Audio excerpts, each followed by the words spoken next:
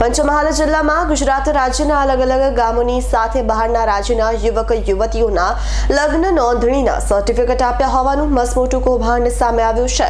જેમાં શહેરા તાલુકાના ભદ્રાલા ગ્રામ પંચાયત તત્કાલીન તલાટીએ એક માસમાં લગ્ન નોંધણી કરેલા 100 સર્ટીમાંથી મોટા ભાગના સર્ટી બોગસ નીકળ્યા હોવાનું સામે આવ્યું છે અને તલાટીએ 6 માસમાં અધધ 500 થી વધુ લગ્ન નોંધણી કરીને સર્ટી આપતા તાલુકા વિકાસ અધિકારીએ તલાટીને એકતરફી ફરજ મુક્ત કરવામાં આવ્યા છે।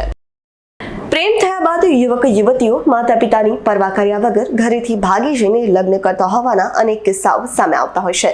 પરંતુ આ પ્રેમી પંખીડા નાસી ગયા બાદ તેઓને કાયદેસર લગ્ન કરવા માટે લગ્ન નોંધણી કરાવવાની હોય છે। ત્યારે આવી લગ્ન નોંધણીના નાણાંના જોરે પંચમહાલ જિલ્લાના શહેરા તાલુકાના ભદ્રાલા ગ્રામ પંચાયતનો તલાટી કરાવી આપતો હોવાનું સામે આવ્યું છે। ભદ્રાલા ગ્રામ પંચાયતના તત્કાલીન તલાટી કમ મંત્રી PM પરમારે એક માસમાં જ અધધ 100 કરતા વધુ લગ્ન નોંધણી કરાવી છે અને તત્કાલીન તલાટી PM પરમારે 6 માસ દરમિયાન 550 જેટલી લગ્ન નોંધણી કરાવી દીધી હતી। એક જ ગ્રામ પંચાયતમાં એક જ માસમાં 100 લગ્ન નોંધણી થતા શહેર તાલુકા વિકાસ અધિકારી પાર્થ પટેલ દ્વારા લગ્ન નોંધણી માટે સર્ટી કાઢી આપતા તલાટીને નોટિસ ફટકારવામાં આવી। જોકે નોટિસ આપવા છતાં પણ તલાટી PM પરમાર દ્વારા બેફિકરાઈથી લગ્ન નોંધણીઓ કરતા શહેર તાલુકા વિકાસ અધિકારી પાર્થ પટેલ દ્વારા ભદ્રાલા ગામના તત્કાલીન તલાટી PM પરમારને તારીખ 21/12/2023 ના રોજ એકતરફી ફરજ મુક્ત કરીને જિલ્લામાં મોકલ્યો હતો અને ભદ્રાલા ગ્રામ પંચાયતનો ચાર્જ અન્ય તલાટીને સોંપવામાં આવ્યો હતો।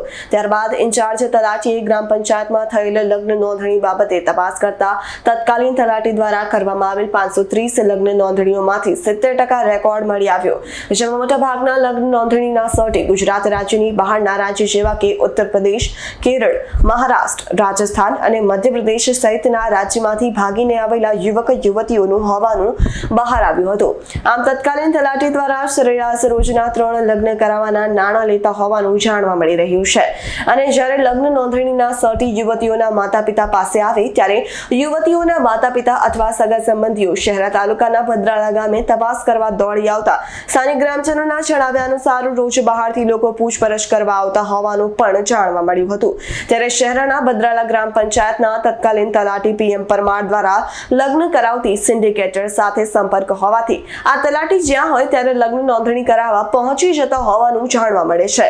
ભદ્રાલા ગામના તત્કાલીન તલાટી PM પરમાર મર્યાદા કરતા વધુ લગ્ન કરાવતા હોવાને લઈને તેની સામે કાર્યવાહી પણ કરવામાં આવશે તેમ જિલ્લા વિકાસ અધિકારીએ જણાવ્યું। જો કે આ લગ્ન નોંધણીનું કૌભાંડ બહાર આવતા જ ગુજરાત રાજ્યના અલગ અલગ ગામના યુવતીના પરિવારના સભ્યોએ શહેરામાં આવી તેમના પરિવારની યુવતીની લગ્ન નોંધણી ખોટી થઈ છે કે કેમ તેની તપાસ માટે માંગ કરવામાં આવી અને જો અધૂરા દસ્તાવેજ વગર કે અન્ય કોઈ કારણસર ખોટી લગ્ન નોંધણી થઈ હોય તો તે બાબતે યોગ્ય અધિકારીઓ દ્વારા તપાસ કરી જવાબદાર સામે કાર્યવાહી કરવાની માંગ ઉઠી છે। વધારે પડતું તમારે જોવું હોય તો મલાવ ગામ કાલોલ તાલુકાનું હતું, ત્યાં એને ફરજ બજાવેલી હતી, ત્યાં પણ એને ઘણા બધા લગ્ન રજીસ્ટર કર્યા છે એવું જાણવા મળેલ છે મૌખિક।